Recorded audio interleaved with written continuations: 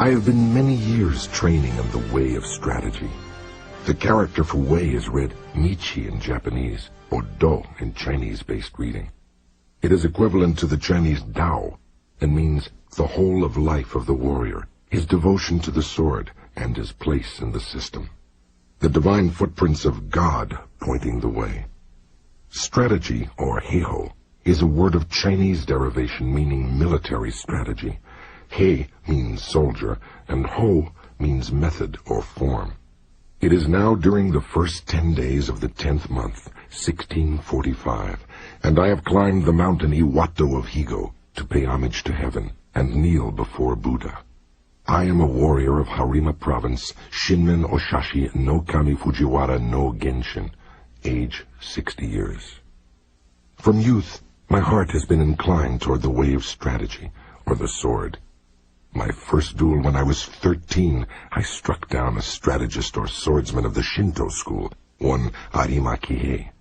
When I was 16, I struck down an able strategist, Tadashima Akiyama. When I was 21, I went up to the capital and met all manner of strategists, never once failing to win in many contests. After that, I went from province to province, dueling with strategists of various schools, and not once failed to win, even though I had as many as 60 encounters. This was between the ages of 13 and 28 or 29. When I reached 30, I looked back on my past. The previous victories were not due to my having mastered strategy. Perhaps it was natural ability, or the order of heaven, or that other school strategies were inferior. After that, I studied morning and evening, searching for the principle, and gained to realize the way of strategy when I was 50. Since then, I've lived without following any particular way. Thus, the virtue of strategy, I practice many arts and abilities, all things with no teacher. To write this book, I did not use the law of Buddha, or the teachings of Confucius, neither old war chronicles nor books on martial tactics. I take up my brush to explain the true spirit of this Ichi school, as it is mirrored in the way of heaven and Guanan, Buddhism's goddess of mercy. The time is the night of the 10th day of the 10th month, and the hour of the tiger, 3 to 5 a.m.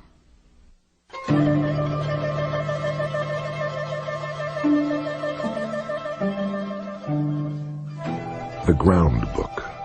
Strategy is the craft of the warrior. Commanders must enact the craft, and troopers should know this way. There is no warrior in the world today who really understands the way of strategy. There are various ways. There is the way of salvation by the law of Buddha, the way of Confucius governing the way of learning, the way of healing as a doctor, as a poet teaching the way of waka, tea, archery, and many other arts and skills. Each man practices as he feels inclined. It is said the warrior's is the twofold way of pen and sword, and he should have a taste for both ways. Even if a man has no natural ability, he can be a warrior by sticking assiduously to both divisions of the way. Generally speaking, the way of the warrior is resolute acceptance of death. This idea can be summed up as the philosophy expounded in Hagakure, or Hidden Leaves, a book written in the 17th century by Yamamoto Tsunenori and a few other samurai of the province Nabeshima-han, present-day Saga. Although not only warriors, but priests, women, peasants, and lowlier folk have been known to die readily in the cause of duty or out of shame, this is a different thing. The warrior is different in that studying the way of strategy is based on overcoming men. By victory gained in crossing swords with individuals or in joining battle with large numbers, we can attain power and fame for ourselves or our Lord. This is the virtue of strategy. Even an unadaptable man who is completely useless is a most trusted retainer if he does nothing more than think earnestly of his Lord's welfare. To think only of the practical benefit of wisdom and technology is vulgar. So when you embark upon something, before you start, fix your intention on the 4 oaths and put selfishness behind you, then you cannot fail. The 4 oaths: never be late with respect to the way of the warrior.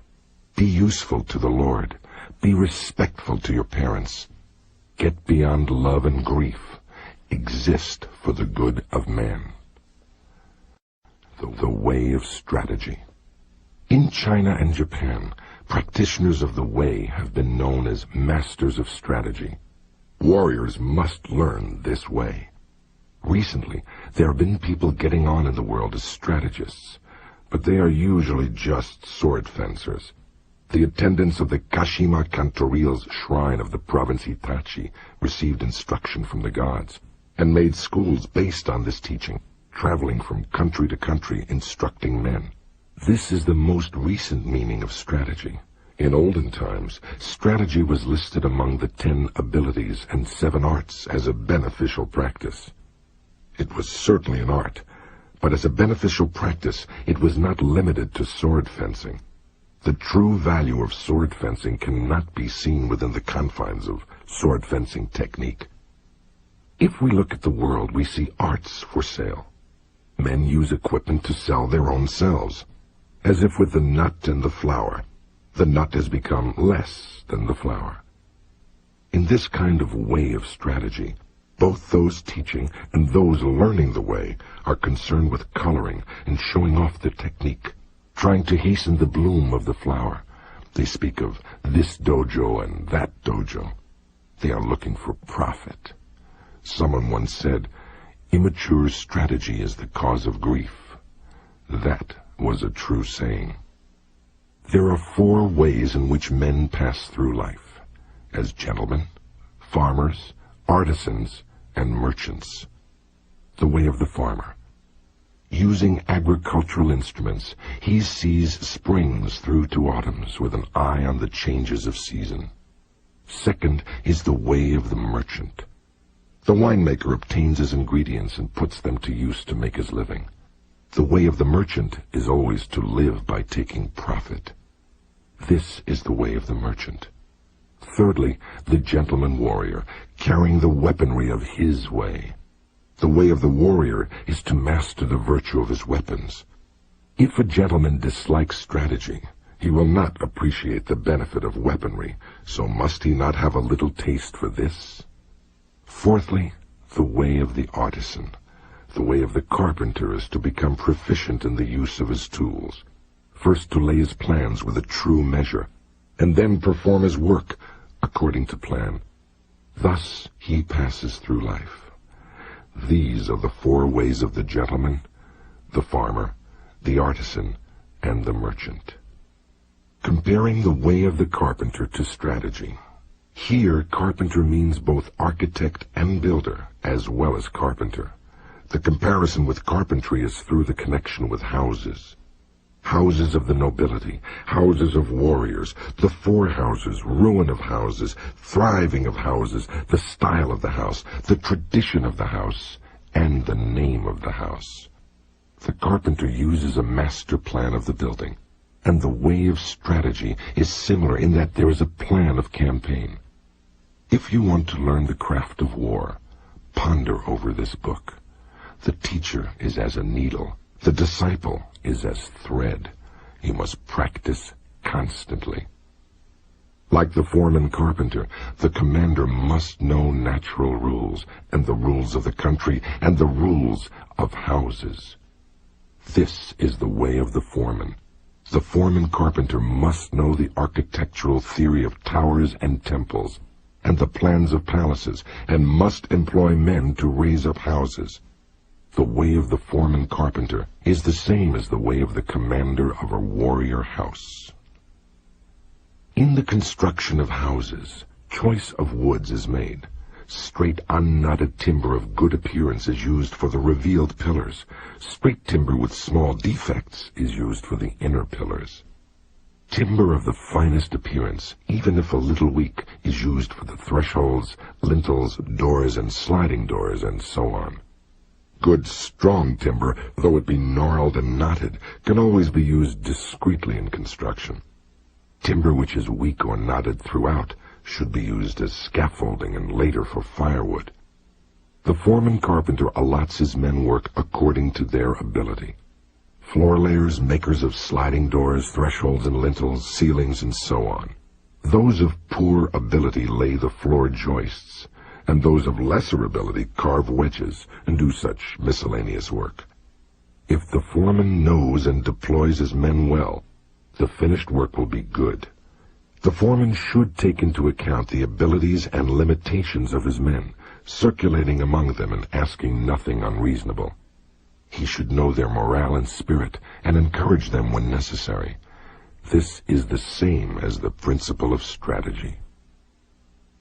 The way of strategy. Like a trooper, the carpenter sharpens his own tools. He carries his equipment in his toolbox and works under the direction of his foreman. He makes columns and girders with an axe, shapes floorboards and shelves with a plane, cuts fine openwork and carvings accurately, giving as excellent a finish as his skill will allow.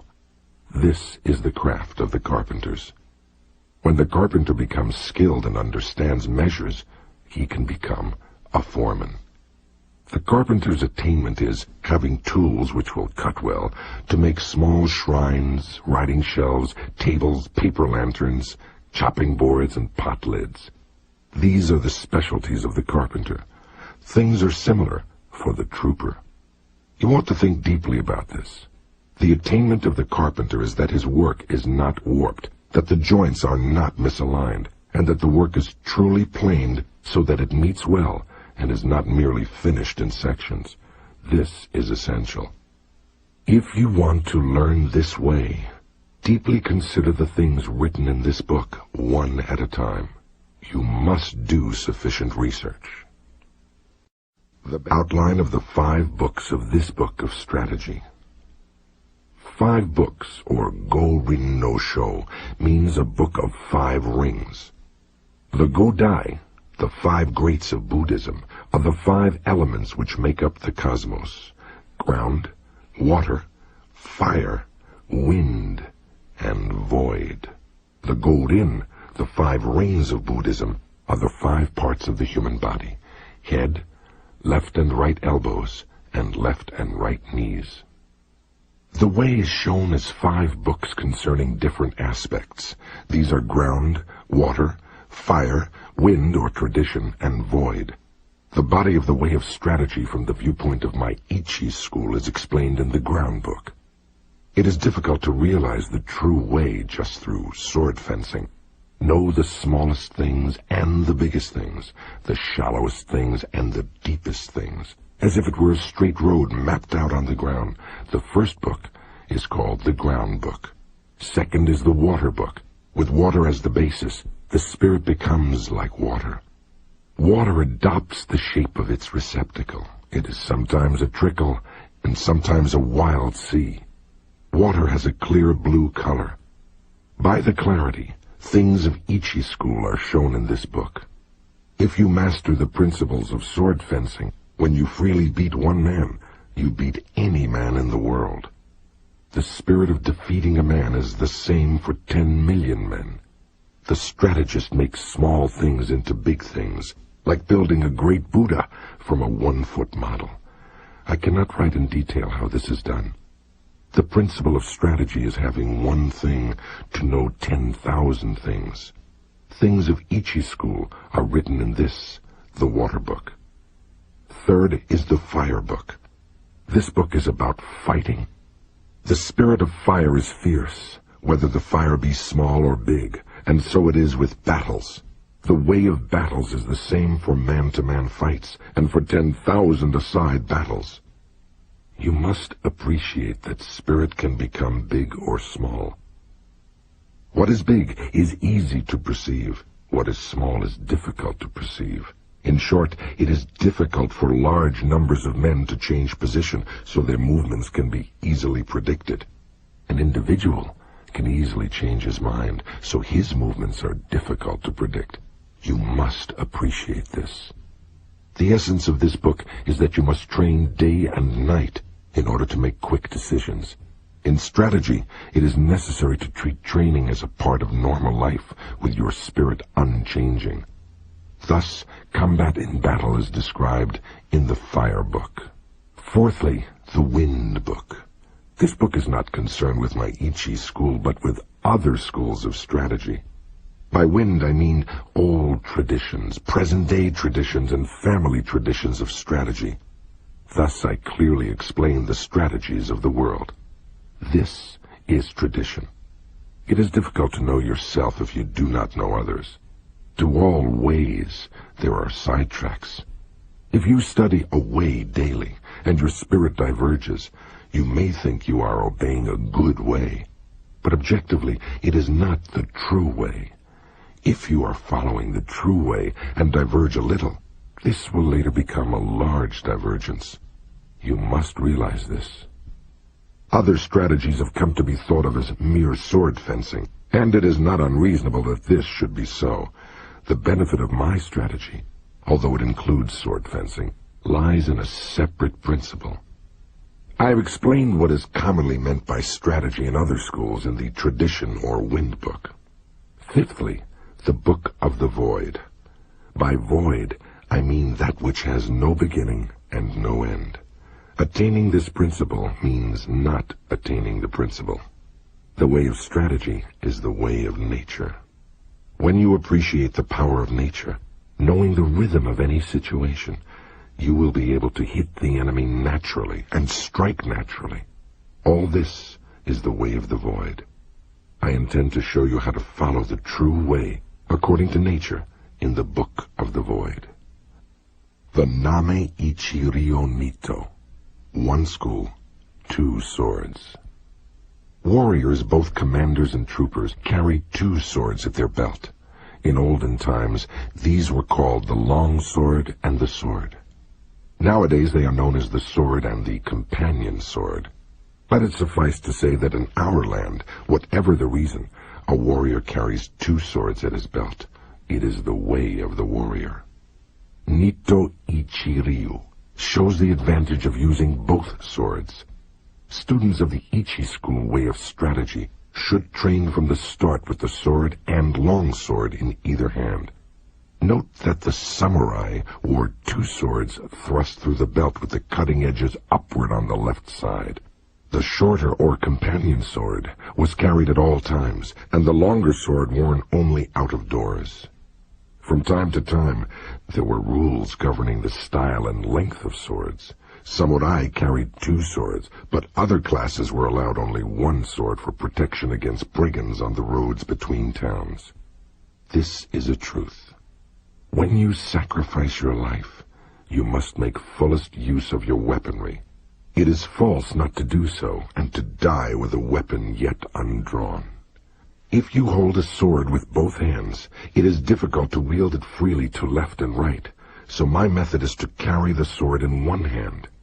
This does not apply to large weapons such as the spear or halberd, but swords and companion swords can be carried in one hand.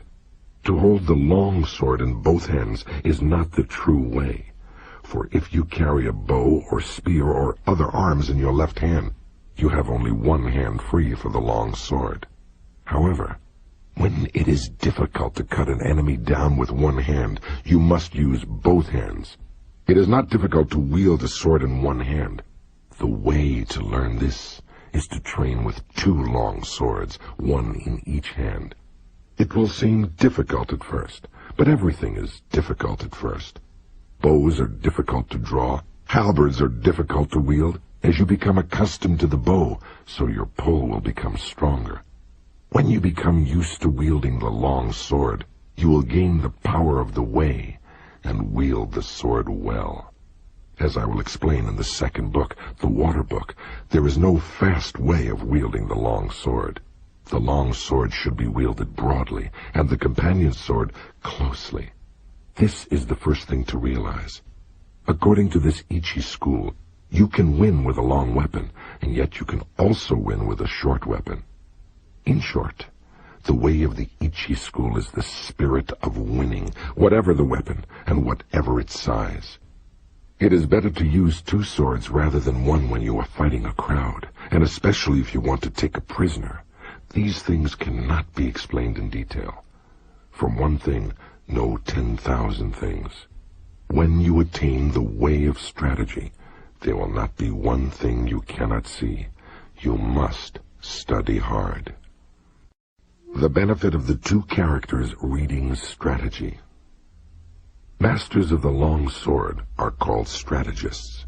We do not call masters of the way of the long sword long swordsmen, nor do we speak of companion swordsmen, because bows, guns, spears, and halberds are all warriors' equipment. They are certainly part of strategy. To master the virtue of the long sword is to govern the world and oneself. Thus the long sword is the basis of strategy. The principle is strategy by means of the long sword. If he attains the virtue of the long sword, one man can beat 10 men. Just as one man can beat 10, so 100 men can beat 1,000, and 1,000 can beat 10,000. In my strategy, one man is the same as 10,000, so this strategy is the complete warrior's craft. The way of the warrior does not include other ways, such as Confucianism, Buddhism, certain traditions, artistic accomplishments, and dancing. But even though these are not part of the way, if you know the way broadly, you will see it in everything. Men must polish their particular way. The benefit of weapons in strategy. There is a time and a place for use of weapons. The best use of the companion sword is in a confined space or when you are engaged closely with an opponent. The long sword can be used effectively in all situations. Anyway, if you learn indoor or dojo techniques exclusively, you will think narrowly and forget the true way. Thus you will have difficulty in actual encounters. Just as a horse must have endurance and no defects, so it is with weapons. Horses should walk strongly, and swords and companion swords should cut strongly. Spears and halberds must stand up to heavy use. Bows and guns must be sturdy. Weapons should be hardy rather than decorative. You should not have a favorite weapon. To become overfamiliar with one weapon is as much a fault as not knowing it sufficiently well. You should not copy others, but use weapons which you can handle properly. It is bad for commanders and troopers to have likes and dislikes. These are things you must learn thoroughly. Timing in strategy. There is timing in everything. Timing in strategy cannot be mastered without a great deal of practice. Timing is important in dancing and pipe or string music, for they are in rhythm only if timing is good. Timing and rhythm are also involved in the military arts, shooting bows and guns and riding horses. In all skills and abilities, there is timing. There is also timing in the void. There is timing in the whole life of the warrior, in his thriving and declining, in his harmony and discord. Similarly, there is timing in the way of the merchant, in the rise and fall of capital. All things entail rising and falling timing. You must be able to discern this. In strategy, there are various timing considerations. From the outset, you must know the applicable timing and the inapplicable timing. And from among the large and small things and the fast and slow timings, find the relevant timing, first seeing the distance timing and the background timing. This is the main thing in strategy. It is especially important to know the background timing, otherwise your strategy will become uncertain. You win in battles with the timing in the void, born of the timing of cunning by knowing the enemy's timing, and thus using a timing which the enemy does not expect. All the 5 books are chiefly concerned with timing. You must train sufficiently to appreciate all this. If you practice day and night in the above Ichi school strategy, your spirit will naturally broaden. Thus is large-scale strategy and the strategy of hand-to-hand combat propagated in the world. This is recorded for the first time in the 5 books of ground, water, fire, tradition or wind, and void. This is the way for men who want to learn my strategy. 1. Do not think dishonestly. 2. The way is in training. 3. Become acquainted with every art. 4. Know the ways of all professions. 5. Distinguish between gain and loss in worldly matters. 6. Develop intuitive judgment and understanding for everything. 7. Perceive those things which cannot be seen. 8. Pay attention even to trifles. 9. Do nothing which is of no use. It is important to start by setting these broad principles in your heart and train in the way of strategy. If you do not look at things on a large scale, it will be difficult for you to master strategy. If you learn and attain this strategy, you will never lose, even to 20 or 30 enemies. More than anything to start with, you must set your heart on strategy and earnestly stick to the way. You will come to be able to actually beat men in fights, and to be able to win with your eye. Also by training, you will be able to freely control your own body, conquer men with your body, and with sufficient training you will be able to beat 10 men with your spirit. When you have reached this point, will it not mean that you are invincible?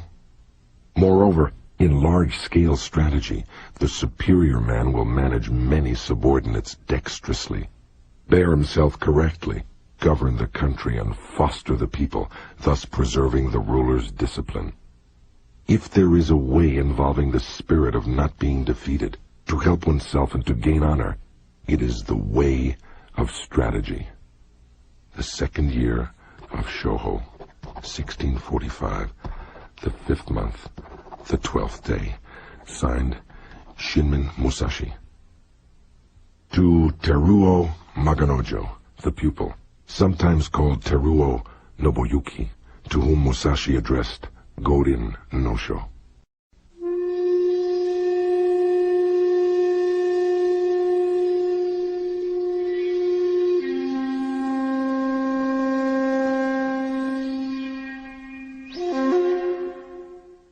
The Water Book. The spirit of the Niten Ichi school of strategy is based on water, and this water book explains methods of victory as the long sword form of the Ichi school. Language does not extend to explaining the way in detail, but it can be grasped intuitively. Study this book. Read a word, then ponder on it. If you interpret the meaning loosely, you will mistake the way. The principles of strategy are written down here in terms of single combat, but you must think broadly so that you attain an understanding for 10,000 aside battles. Strategy is different from other things in that if you mistake the way, even a little, you will become bewildered and fall into bad ways. If you merely read this book, you will not reach the way of strategy. Absorb the things written in this book. Do not just read, memorize, or imitate, but so that you realize the principle from within your own heart. Study hard to absorb these things into your body. Spiritual bearing and strategy. In strategy, your spiritual bearing must not be any different from normal. Both in fighting and in everyday life, you should be determined, though calm. Meet the situation without tenseness, yet not recklessly, your spirit settled, yet unbiased. Even when your spirit is calm, do not let your body relax, and when your body is relaxed, do not let your spirit slacken. Do not let your spirit be influenced by your body, or your body be influenced by your spirit. Be neither insufficiently spirited nor over-spirited. An elevated spirit is weak, and a low spirit is weak. Do not let the enemy see your spirit. Small people must be completely familiar with the spirit of large people, and large people must be familiar with the spirit of small people. Whatever your size, do not be misled by the reactions of your own body. With your spirit open and unconstricted, look at things from a high point of view. You must cultivate your wisdom in spirit, polish your wisdom, learn public justice, distinguish between good and evil, Study the ways of different arts one by one. When you cannot be deceived by men, you will have realized the wisdom of strategy. The wisdom of strategy is different from other things. On the battlefield, even when you are hard-pressed, you should ceaselessly research the principles of strategy so that you can develop a steady spirit. Stance in strategy. Adopt a stance with the head erect, neither hanging down, nor looking up, nor twisted. Your forehead and the space between your eyes should not be wrinkled. Do not roll your eyes nor allow them to blink, but slightly narrow them. With your features composed, keep the line of your nose straight with a feeling of slightly flaring your nostrils. Hold the line of the rear of the neck straight. Instill vigor into your hairline, and in the same way from the shoulders down through your entire body. Lower both shoulders, and without the buttocks jutting out, put strength into your legs from the knees to the tips of your toes. Brace your abdomen so that you do not bend at the hips. In all forms of strategy, it is necessary to maintain the combat stance in everyday life, and to make your everyday stance your combat stance. You must research this well. The gaze in strategy. The gaze should be large and broad. This is the twofold gaze, perception and sight. Perception is strong and sight weak. In strategy, it is important to see distant things as if they were close, and to take a distance view of close things. It is important in strategy to know the enemy's sword and not be distracted by insignificant movements of his sword. You must study this. The gaze is the same for single combat and for large-scale strategy. It is necessary in strategy to be able to look to both sides without moving the eyeballs. You cannot master this ability quickly. Learn what is written here. Use this gaze in everyday life, and do not vary it, whatever happens. Holding the long sword. Grip the long sword with a rather floating feeling in your thumb and forefinger, with the middle finger neither tight nor slack, and with the last two fingers tight. It is bad to have play in your hands. When you take up a sword, you must feel intent on cutting the enemy. As you cut an enemy, you must not change your grip, and your hands must not cower. Above all, you must be intent on cutting the enemy in the way you grip the sword. The grip for combat and for sword testing is the same. There is no such thing as a man-cutting grip. Generally, I dislike fixedness in both long swords and hands. Fixedness means a dead hand. Pliability is a living hand. You must bear this in mind. Footwork. With the tips of your toes somewhat floating, tread firmly with your heels. Whether you move fast or slow, with large or small steps, your feet must always move as in normal walking. So-called yin-yang foot is important in the way.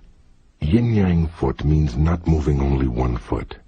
It means moving your feet left-right and right-left when cutting, withdrawing, or warding off a cut. You should not move one foot preferentially. The 5 attitudes.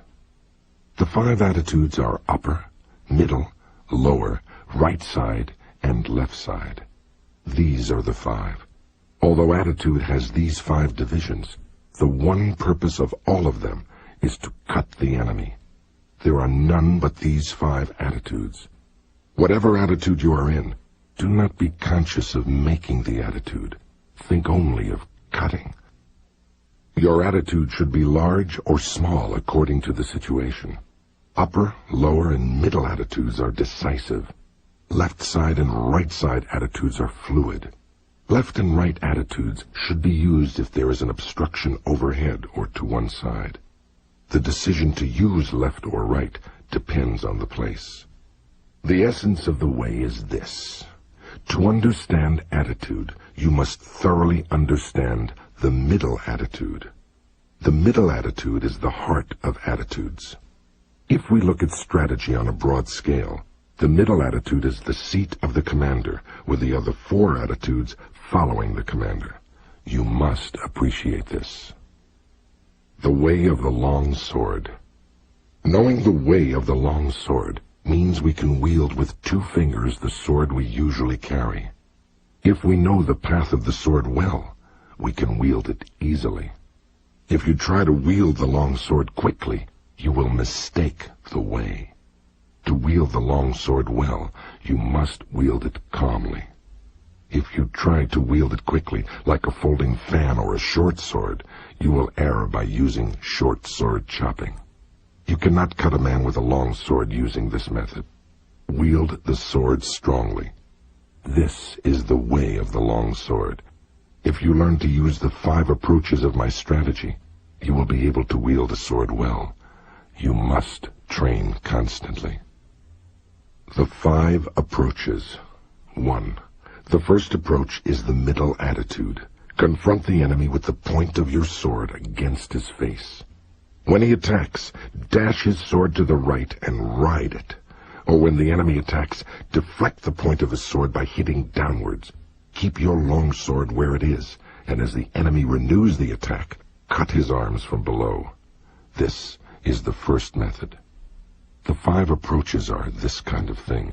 You must train repeatedly using a long sword in order to learn them. When you master my way of the long sword, you will be able to control any attack the enemy makes. I assure you, there are no attitudes other than the 5 attitudes of the long sword of Nito. 2. In the second approach with the long sword, from the upper attitude, cut the enemy just as he attacks. If the enemy evades the cut, keep your sword where it is, and scooping up from below, cut him as he renews the attack. It is possible to repeat the cut from here. In this method, there are various changes in timing and spirit. You will be able to learn this by training in the Ichi school. You will always win with the 5 long sword methods. You must train repetitively. 3. In the third approach, adopt the lower attitude. Anticipating scooping up, when the enemy attacks, hit his hands from below. As you do so, he may try to hit your sword down. If this is the case, cut his upper arm or arms horizontally with a feeling of crossing. This means that from the lower attitudes, you hit the enemy at the instant that he attacks. You will encounter this method often, both as a beginner and in later strategy. You must train holding a long sword. 4. In this fourth approach, adopt the left side attitude. As the enemy attacks, hit his hands from below. If, as you hit his hands, he attempts to dash down your sword with the feeling of hitting his hands, parry the path of his long sword and cut across from above your shoulder. This is the way of the long sword. Through this method, you win by parrying the line of the enemy's attack. You must research this. 5. In the fifth approach, the sword is in the right side attitude. In accordance with the enemy's attack, cross your long sword from below at the side to the upper attitude, then cut straight from above. This method is essential for knowing the way of the long sword well. If you can use this method, you can freely wield a heavy long sword. I cannot describe in detail how to use these 5 approaches. You must become well acquainted with my in harmony with the long sword way. Learn large-scale timing, understand the enemy's long sword, and become used to the 5 approaches from the outset. You will always win by using these 5 methods, with various timing considerations discerning the enemy's spirit. You must consider all of this. The attitude, no attitude teaching. Attitude, no attitude means that there is no need for what are known as long sword attitudes. Even so, attitudes exist as the 5 ways of holding the long sword. However you hold the sword, it must be in such a way that it is easy to cut the enemy well in accordance with the situation, the place, and your relation to the enemy. From the upper attitude, as your spirit lessens, you can adopt the middle attitude. And from the middle attitude, you can raise the sword a little in your technique and adopt the upper attitude. From the lower attitude, You can raise the sword a little and adopt the middle attitudes as the occasion demands. According to the situation, if you turn your sword from either the left or right side attitude towards the center, the middle or lower attitude results. The principle of this is called existing attitude, non-existing attitude. The primary thing when you take a sword in your hands is your intention to cut the enemy, whatever the means. Whenever you parry, hit, strike, spring, or touch the enemy's cutting sword, you must cut the enemy in the same movement. It is essential to attain this. If you think only of hitting, springing, striking, or touching the enemy, you will not be able to actually cut him. More than anything, you must be thinking of carrying your movement through to cutting him. You must thoroughly research this. Attitude and strategy on a larger scale is called battle array. Such attitudes are all for winning battles. Fixed formation is bad. Study this well. To hit the enemy in one timing. In one timing means when you have closed with the enemy, to hit him as quickly and directly as possible without moving your body or settling your spirit while you see that he is still undecided. The timing of hitting before the enemy decides to withdraw, break, or hit is this in one timing. You must train to achieve this timing, to be able to hit in the timing of an instant. The abdomen timing of 2. When you attack and the enemy quickly retreats, as you see him tense, you must feint a cut. Then, as he relaxes, follow up and hit him. This is the abdomen timing of 2. No design, no conception. In this method, when the enemy attacks and you also decide to attack, hit with your body and hit with your spirit and hit from the void with your hands, accelerating strongly. This is the no design, no conception cut. Munen Muso means the ability to act calmly and naturally even in the face of danger. It is the highest accord with existence, when a man's word and his actions are spontaneously the same. This is the most important method of hitting. It is often used. You must train hard to understand it. The flowing water cut. The flowing water cut is used when you are struggling blade to blade with the enemy. When he breaks and quickly withdraws, trying to spring with his long sword, expand your body and spirit and cut him as slowly as possible with your long sword, following your body like stagnant water. You can cut with certainty if you learn this. You must discern the enemy's grade. Continuous cut. When you attack and the enemy also attacks, and your swords spring together in one action, cut his head, hands, and legs. When you cut several places with one sweep of the long sword, it is the continuous cut. You must practice this cut. It is often used. With detailed practice, you should be able to understand it. The fire and stones cut. The fire and stones cut means that when the enemy's long sword and your long sword clash together, you cut as strongly as possible without raising the sword even a little. This means cutting quickly with the hands, body, and legs, all three cutting strongly. If you train well enough, you will be able to strike strongly. The red leaves cut means knocking down the enemy's long sword. The spirit should be getting control of his sword. When the enemy is in a long sword attitude in front of you and intent on cutting, hitting, and parrying, you strongly hit the enemy's long sword with the fire and stones cut, perhaps in the spirit of the no design, no conception cut. If you then beat down the point of a sword with a sticky feeling, he will necessarily drop the sword. If you practice this cut, it becomes easy to make the enemy drop his sword. You must train repetitively.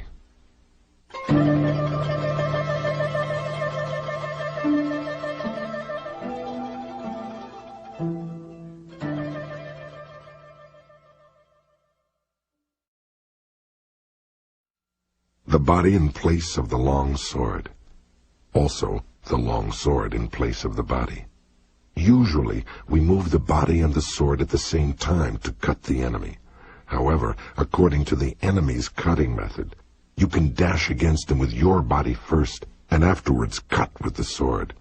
If his body is immovable, you can cut first with the long sword, but generally you hit first with the body, and then cut with the long sword. You must research this well, and practice hitting.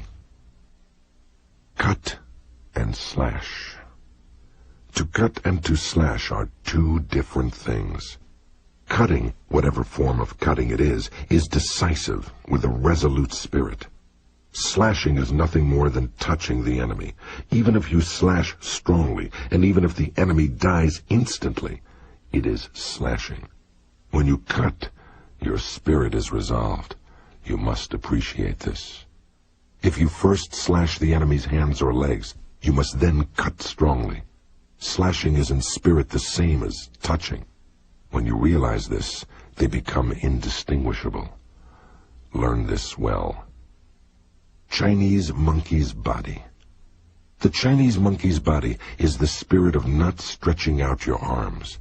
The spirit is to get in quickly, without in the least extending your arms before the enemy cuts. If you are intent upon not stretching out your arms, you are effectively far away. The spirit is to go in with your whole body. When you come to within arm's reach, it becomes easy to move your body in. You must research this well. Glue and lacquer emulsion body. The spirit of glue and lacquer emulsion body is to stick to the enemy and not separate from him. When you approach the enemy, stick firmly with your head, body, and legs. People tend to advance their head and legs quickly, but their body lags behind. You should stick firmly so that there is not the slightest gap between the enemy's body and your body. You must consider this carefully. To strive for height. By to strive for height is meant when you close with the enemy, to strive with him for superior height without cringing. Stretch your legs, stretch your hips, and stretch your neck face to face with him. When you think you have won, and you are the higher, thrust in strongly. You must learn this. To apply stickiness. When the enemy attacks and you also attack with the long sword, you should go in with a sticky feeling and fix your long sword against the enemy's as you receive his cut. The spirit of stickiness is not hitting very strongly, but hitting so that the long swords do not separate easily. It is best to approach as calmly as possible when hitting the enemy's long sword with stickiness. The difference between stickiness and entanglement is that stickiness is firm and entanglement is weak. You must appreciate this. The body strike. The body strike means to approach the enemy through.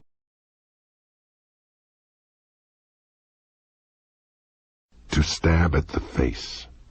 To stab at the face means, when you are in confrontation with the enemy, that your spirit is intent on stabbing at his face, following the line of the blades with the point of your long sword. If you are intent on stabbing at his face and body will become rideable.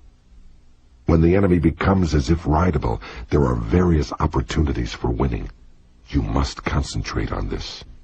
When fighting and the enemy's body becomes as if rideable, you can win quickly, so you ought not to forget to stab at the face. You must pursue the value of this technique through training. To stab at the heart.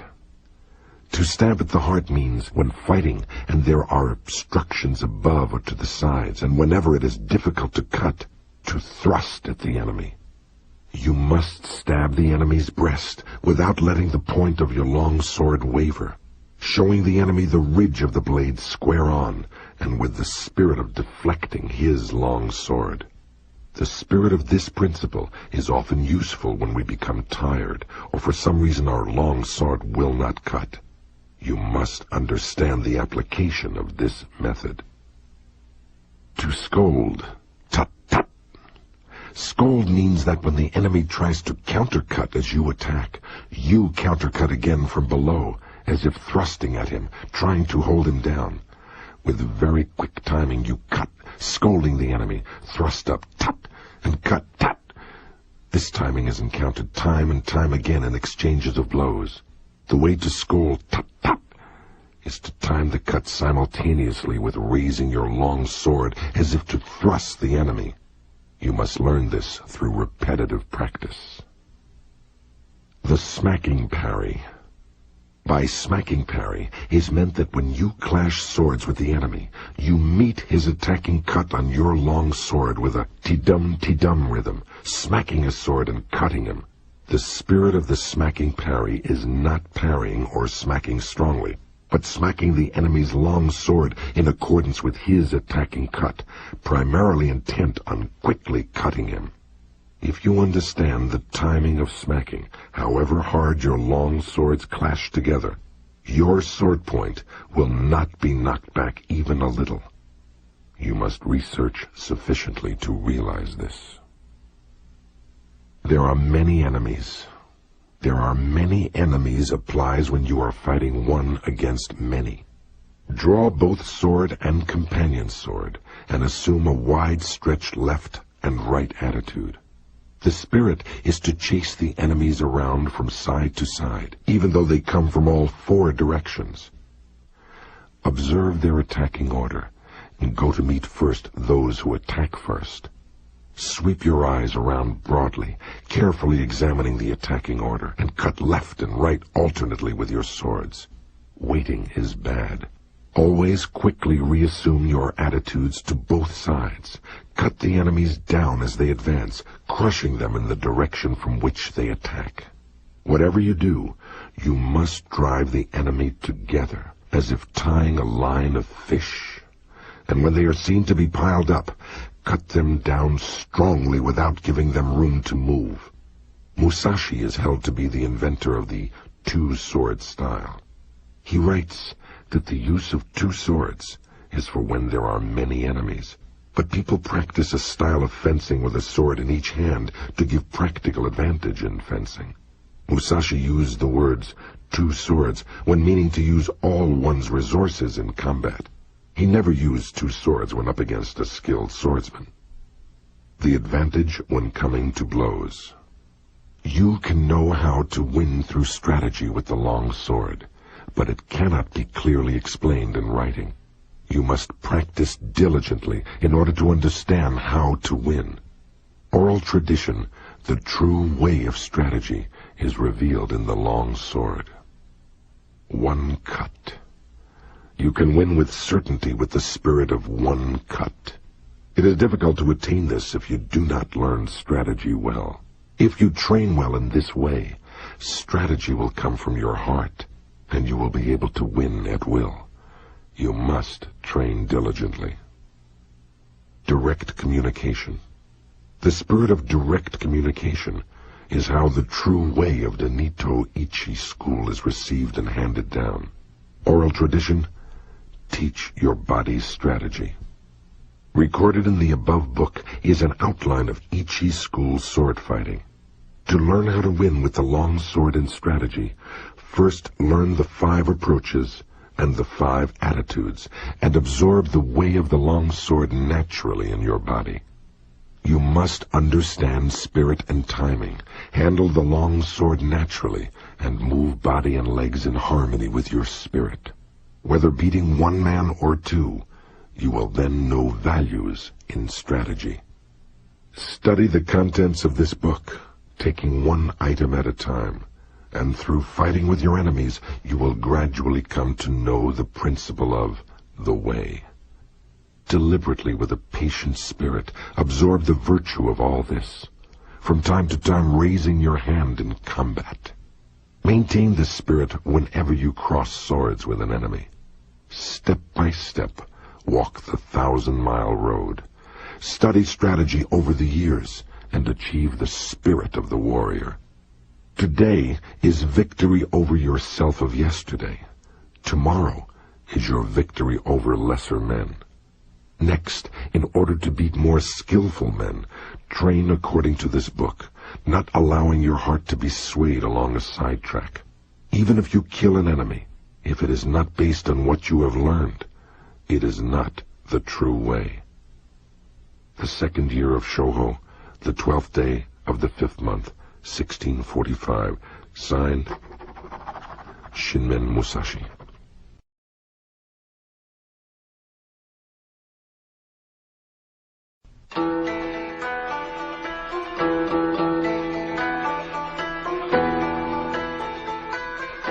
The Fire Book. In this, the Fire Book of the Nito Ichi School of Strategy, I describe fighting as fire. In the first place, people think narrowly about the benefit of strategy. By using only their fingertips, they only know the benefit of 3 of the 5 inches of the wrist. They let a contest be decided, as with the folding fan, merely by the span of their forearms.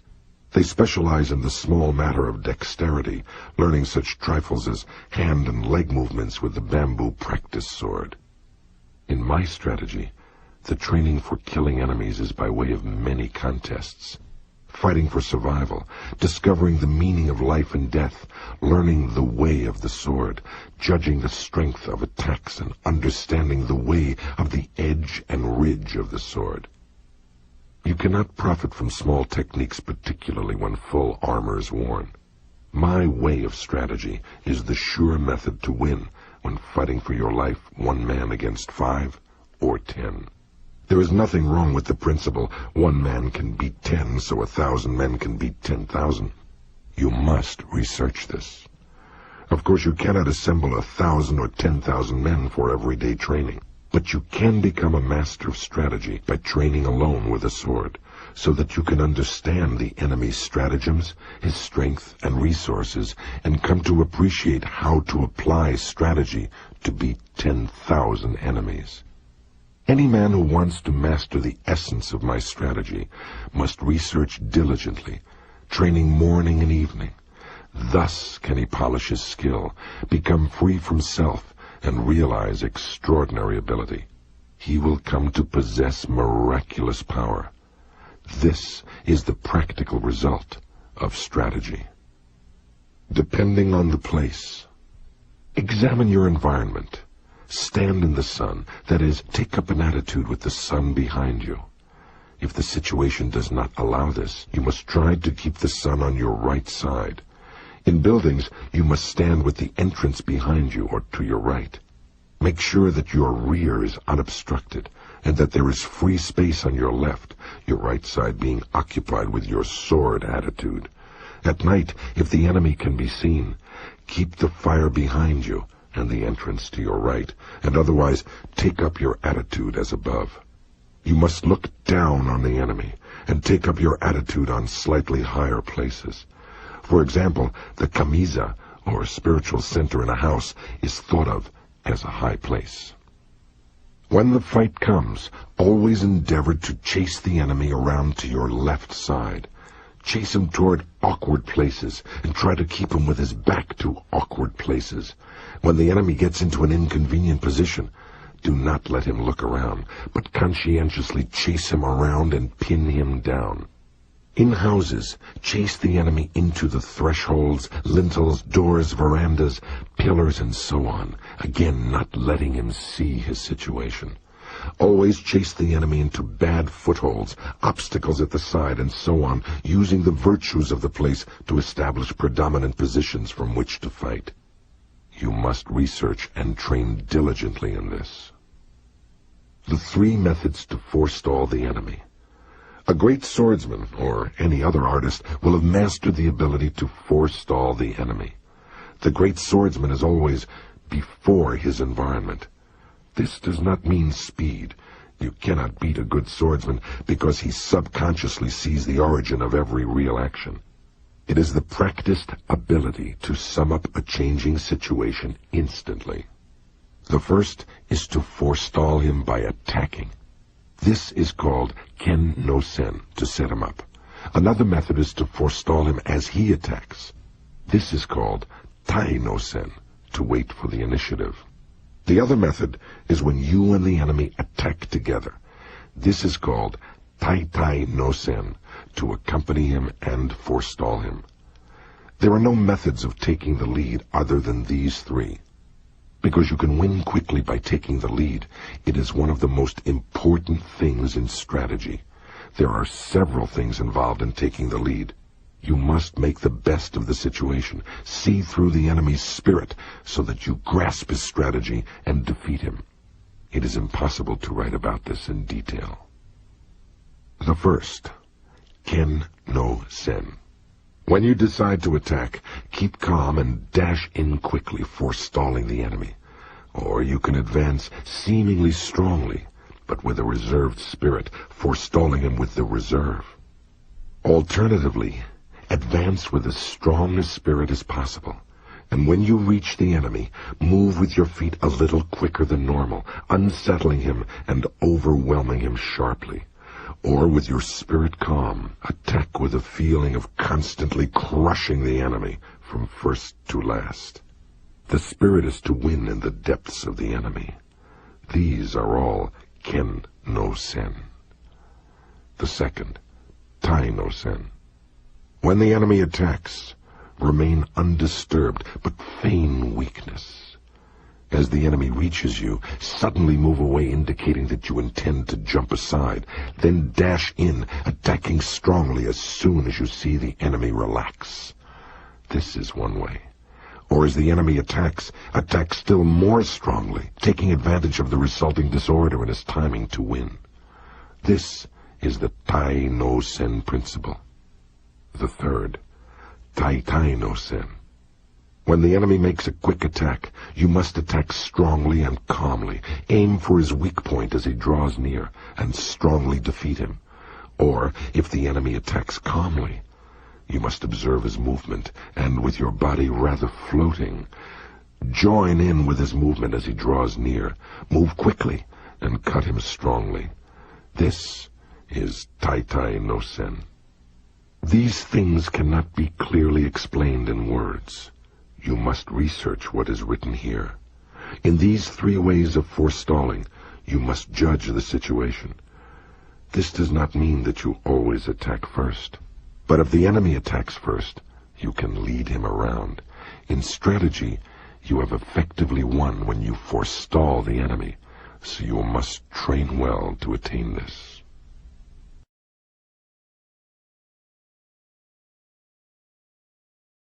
To hold down a pillow. To hold down a pillow means not allowing the enemy's head to rise. In contests of strategy, it is bad to be led about by the enemy. You must always be able to lead the enemy about. Obviously, the enemy will also be thinking of doing this, but he cannot forestall you if you do not allow him to come out. In strategy, you must stop the enemy as he attempts to cut. You must push down his thrust and throw off his hold when he tries to grapple. This is the meaning of to hold down a pillow. When you have grasped this principle, whatever the enemy tries to bring about in the fight, you will see in advance and suppress it. The spirit is to check his attack at the syllable at. When he jumps, check his jump at the syllable j, and check his cut at ka. The important thing in strategy is to suppress the enemy's useful actions, but allow his useless actions. However, doing this alone is defensive. First, you must act according to the way.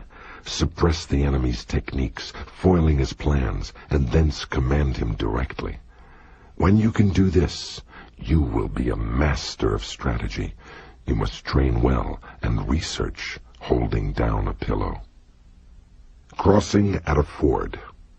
Crossing at a ford means, for example, crossing the sea at a strait, or crossing over 100 miles of broad sea at a crossing place. I believe this crossing at a ford occurs often in a man's lifetime. It means setting sail, even though your friends stay in harbor, knowing the route, knowing the soundness of your ship, and the favor of the day. When all the conditions are met, and there is perhaps a favorable wind or a tailwind, then set sail. If the wind changes within a few miles of your destination, you must row across the remaining distance without sail. If you attain this spirit, it applies to everyday life. You must always think of crossing at a ford. In strategy, also, it is important to cross at a ford. Discern the enemy's capability, and knowing your own strong points, cross the ford at the advantageous place, as a good captain crosses a sea route. If you succeed in crossing at the best place, you may take your ease. To cross at a ford means to attack the enemy's weak point, and to put yourself in an advantageous position. This is how to win in large-scale strategy. The spirit of crossing at a ford is necessary in both large and small-scale strategy. You must research this well. To know the times. To know the times means to know the enemy's disposition in battle. Is it flourishing or waning? By observing the spirit of the enemy's men and getting the best position, you can work out the enemy's disposition and move your men accordingly. You can win through this principle of strategy, fighting from a position of advantage. When in a duel, you must forestall the enemy and attack when you have first recognized his school of strategy, perceived his quality and his strong and weak points. Attack in an unsuspected manner, knowing his meter and modulation and the appropriate timing. Knowing the times means, if your ability is high, seeing right into things.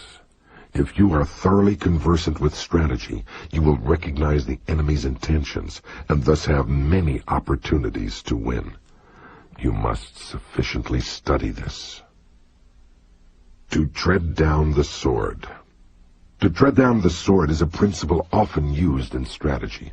First, in large-scale strategy, when the enemy first discharges bows and guns and then attacks, it is difficult for us to attack if we are busy loading powder into our guns or notching our arrows.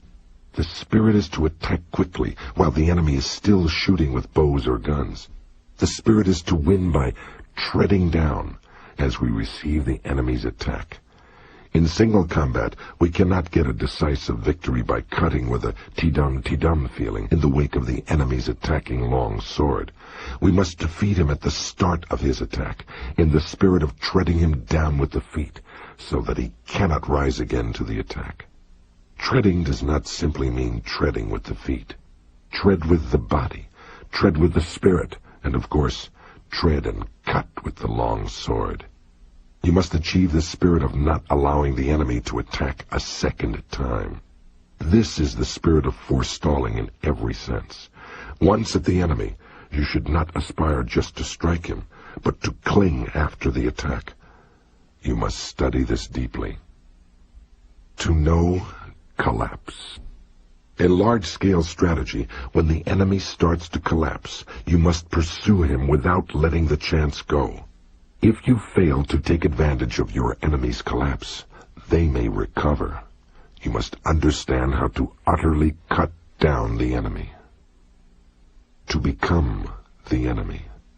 To become the enemy means to think yourself into the enemy's position. In single combat, also you must put yourself in the enemy's position. If you think, here is a master of the way who knows the principles of strategy, then you will surely lose. You must consider this deeply. To release four hands. To release four hands is used when you and the enemy are contending with the same spirit and the issue cannot be decided. It is a deadlock. Abandon this spirit and win through an alternative resource. When there is a four hands spirit, do not give up. It is man's existence. Immediately throw away this spirit and win with a technique the enemy does not expect. In single combat also, when we think we have fallen into the four hands situation, we must defeat the enemy by changing our mind and applying a suitable technique according to his condition. You must be able to judge this. To move the shade. To move the shade is used when you cannot see the enemy's spirit.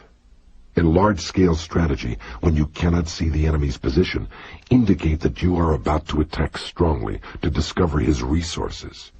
In single combat, if the enemy takes up a rear or side attitude of the long sword so that you cannot see his intention, feign an attack, and the enemy will show his long sword, thinking he sees your spirit.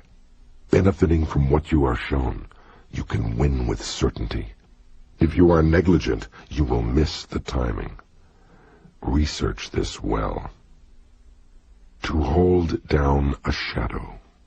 Holding down a shadow is used when you can see the enemy's attacking spirit. When the enemy embarks on an attack, make a show of strongly suppressing his technique, and he will change his mind. Then, altering your spirit, defeat him by forestalling him with a void spirit.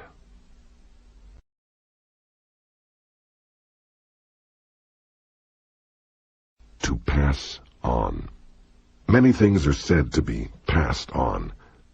Sleepiness can be passed on, and yawning can be passed on. Time can be passed on also.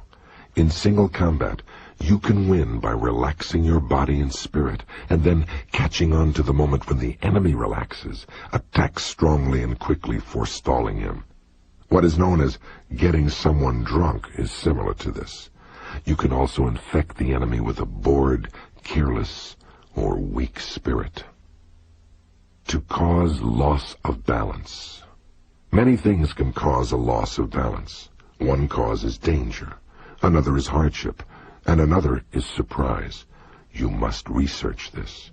In strategy, it is important to cause loss of balance, or in single combat, start by making a show of being slow, then attack strongly, without allowing him space for breath to recover from the fluctuation of spirit. You must grasp the opportunity to win. To frighten. Fright often occurs caused by the unexpected.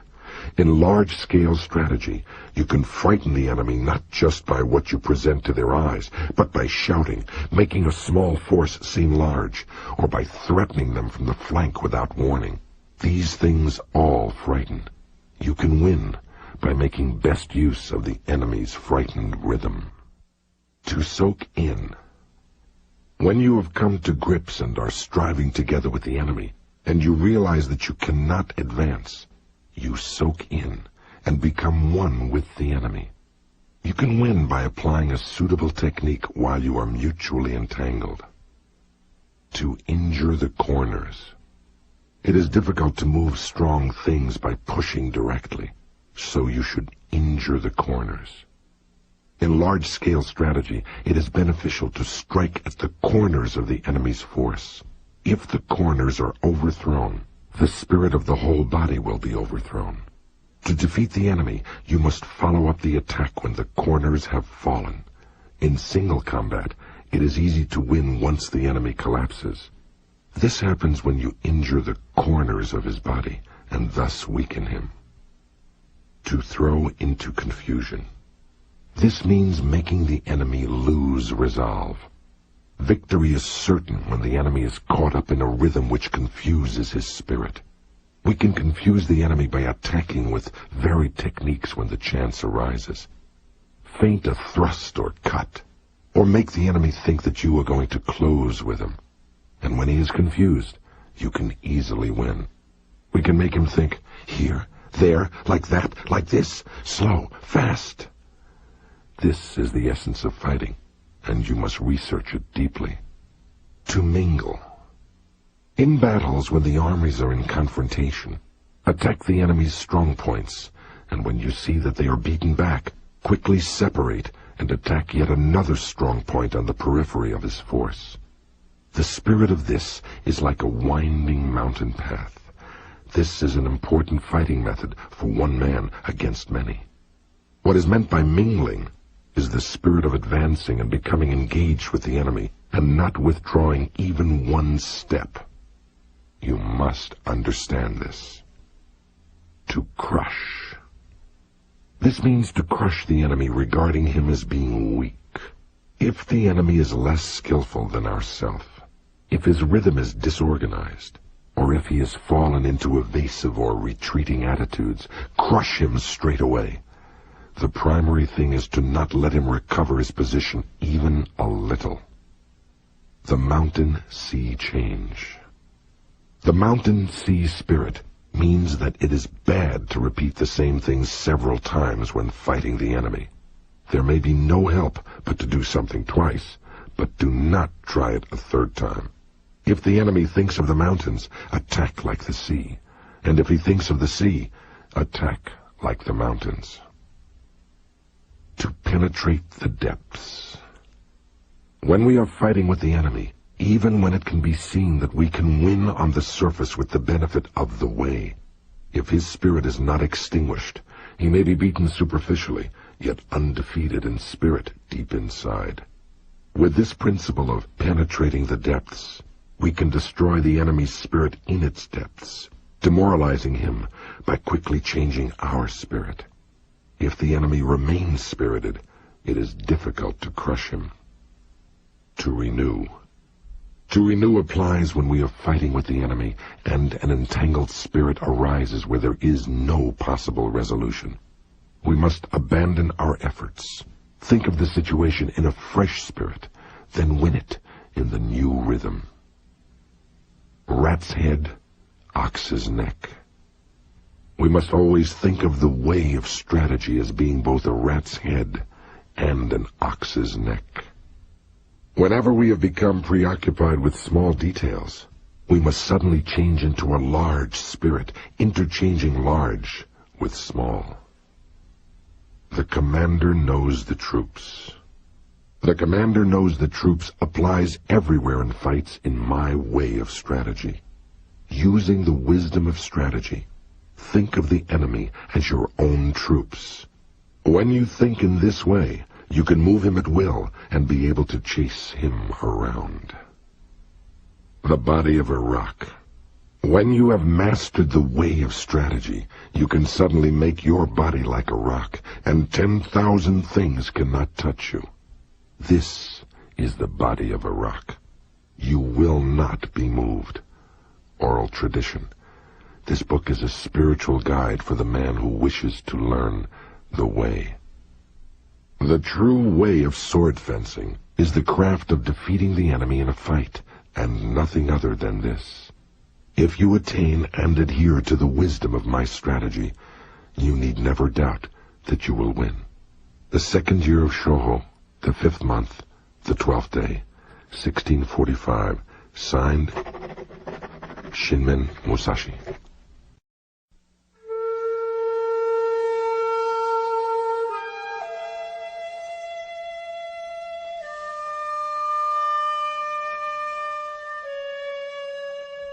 The Wind Book.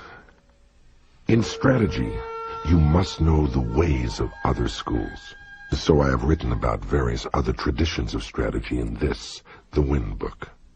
Without knowledge of the ways of other schools, it is difficult to understand the essence of my Ichi school. Looking at other schools, we find some that specialize in techniques of strength, using extra long swords. Some schools study the way of the short sword, known as kodachi. Some schools teach dexterity in large numbers of sword techniques, teaching attitudes of the sword as the surface and the way as the interior. That none of these are the true way, I show clearly in the interior of this book. All the vices and virtues and rights and wrongs. My Ichi school is different. Other schools make accomplishments their means of livelihood, growing flowers and decoratively coloring articles in order to sell them. This is definitely not the way of strategy. Some of the world's strategists are concerned only with sword fencing and limit their training to flourishing the long sword and carriage of the body. But is dexterity alone sufficient to win? This is not the essence of the way. I have recorded the unsatisfactory points of other schools one by one in this book. You must study these matters deeply to appreciate the benefit of my Mito Ichi school. Other schools using extra long swords. Some other schools have a liking for extra long swords. From the point of view of my strategy, these must be seen as weak schools. This is because they do not appreciate the principle of cutting the enemy by any means. Their preference is for the extra long sword, and relying on the virtue of its length, they think to defeat the enemy from a distance. In this world it is said, 1 inch gives the hand advantage. But these are the idle words of someone who does not know strategy. It shows the inferior strategy of a weak spirit that men should be dependent upon the length of their sword, fighting from a distance without the benefit of strategy. From olden times it has been said, great and small go together. So do not unconditionally dislike extra long swords. What I dislike is the inclination toward the long sword only. If we consider large-scale strategy, we can think of large forces in terms of long swords, and small forces as short swords. Cannot few men give battle against many? There are many instances of few men overcoming many. In my doctrine, I dislike preconceived, narrow spirit. You must study this well. The strong, long sword spirit in other schools. If you are concerned with the strength of your sword, you will try to cut unreasonably strongly, and will not be able to cut at all. It is also bad to try to cut strongly when testing the sword. Whenever you cross swords with an enemy, you must not think of cutting him either strongly or weakly. Just think of cutting and killing him. Be intent solely upon killing the enemy. Do not try to cut strongly, and of course, do not think of cutting weakly. You should only be concerned with killing the enemy. If you rely on strength, when you hit the enemy's sword, you will inevitably hit too hard. If you do this, your own sword will be carried along as a result. Thus the saying, "the strongest hand wins," has no meaning. Without the correct principle, the fight cannot be won. Use of the shorter long sword in other schools. Using a shorter long sword is not the true way to win. Some men use a shorter long sword with the intention of jumping in and stabbing the enemy at the unguarded moment when he flourishes his sword. This inclination is bad. To aim for the enemy's unguarded moment is completely defensive and undesirable at close quarters with the enemy. Furthermore, you cannot use the method of jumping inside his defense with a short sword if there are many enemies. By their study of strategy, people of the world get used to countering, evading, and retreating as the normal thing. They become set in this habit, so can easily be paraded around by the enemy. The way of strategy is straight and true. You must chase the enemy around and make him obey your spirit. Other schools with many methods of using the long sword. I think it is held in other schools that there are many methods of using the long sword in order to gain the admiration of beginners. This is selling the way. It is a vile spirit in strategy. Anyway, cutting down the enemy is the way of strategy, and there is no need for many refinements of it. There are 5 methods in 5 directions. Methods apart from these 5 hand-twisting, body-bending, jumping out and so on to cut the enemy are not in the true way of strategy. This is completely useless. In my strategy, I bear my spirit and body straight and cause the enemy to twist and bend. The necessary spirit is to win by attacking the enemy when his spirit is warped. Use of attitudes of the long sword in other schools. Attitudes are for situations in which you are not to be moved. In the way of dueling, however, you must always be intent upon taking the lead and attacking. Attitude is the spirit of awaiting an attack. You must appreciate this. In duels of strategy, you must move the opponent's attitude. Attack where his spirit is lax, throw him into confusion, irritate and terrify him.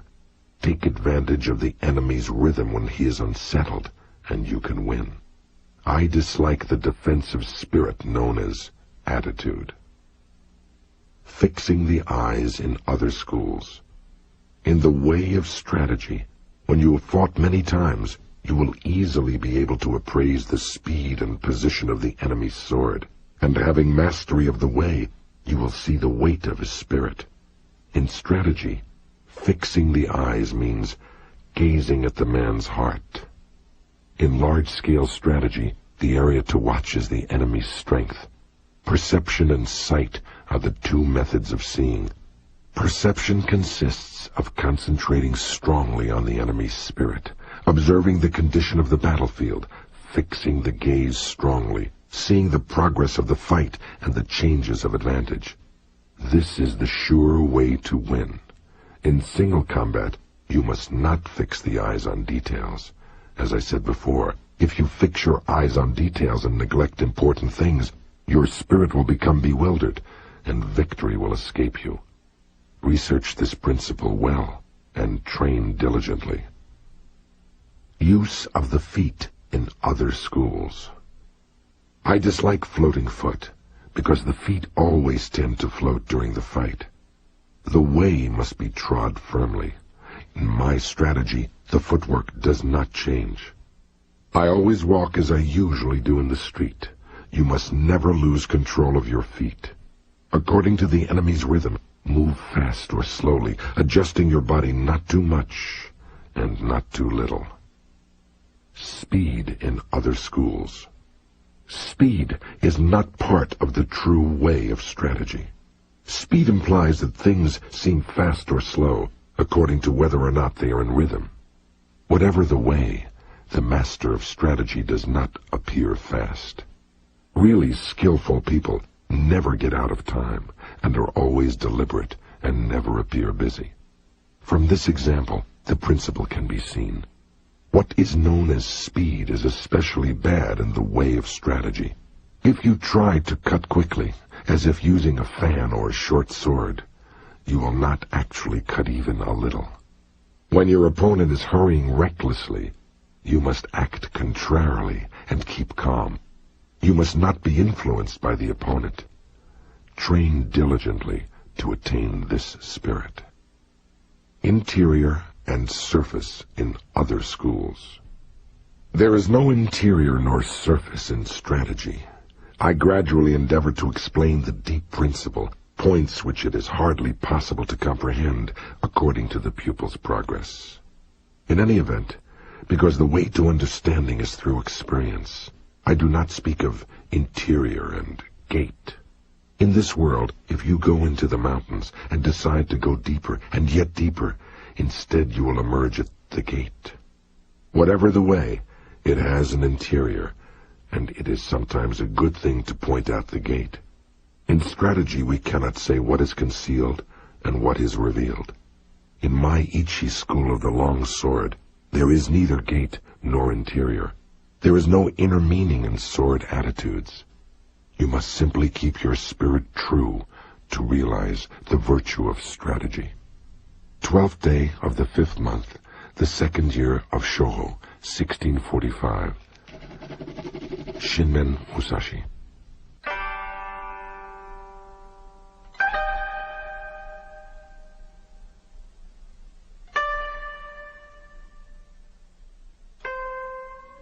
The Book of the Void. The Nito Ichi way of strategy is recorded in this, the Book of the Void. What is called the spirit of the void is where there is nothing. It is not included in man's knowledge. Of course, the void is nothingness. By knowing things that exist, you can know that which does not exist. That is the void. People in this world look at things mistakenly and think that what they do not understand must be the void. This is not the true void. It is bewilderment. In the way of strategy also, those who study as warriors think that whatever they cannot understand in their craft is the void. This is not the true void. To attain the way of strategy as a warrior, you must study fuller other martial arts and not deviate even a little from the way of the warrior. With your spirit settled, accumulate practice day by day and hour by hour. Polish the twofold spirit, heart and mind, and sharpen the twofold gaze, perception and sight. When your spirit is not in the least clouded, when the clouds of bewilderment clear away, there is the true void. Until you realize the true way, whether in Buddhism or in common sense, you may think that things are correct and in order. However, if we look at things objectively, from the viewpoint of laws of the world, we see various doctrines departing from the true way. Know well this spirit, and with forthrightness as the foundation, and the true spirit as the way. Enact strategy broadly, correctly, and openly. Then you will come to think of things in a wide sense, and, taking the void as the way, you will see the way as void. In the void is virtue, and no evil. Wisdom has existence. Principle has existence. The way has existence. Spirit is nothingness. 12th day of the 5th month, 2nd year of Shoho, 1645. Shinmen Musashi.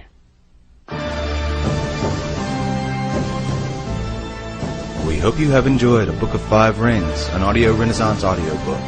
This program was produced by Monty Gast. Text copyright 1974 by Victor Harris, published by arrangement with the Overlook Press. Production copyright 1990 by Audio Renaissance, the division of Cold Spring Publishers, LLC, all rights reserved.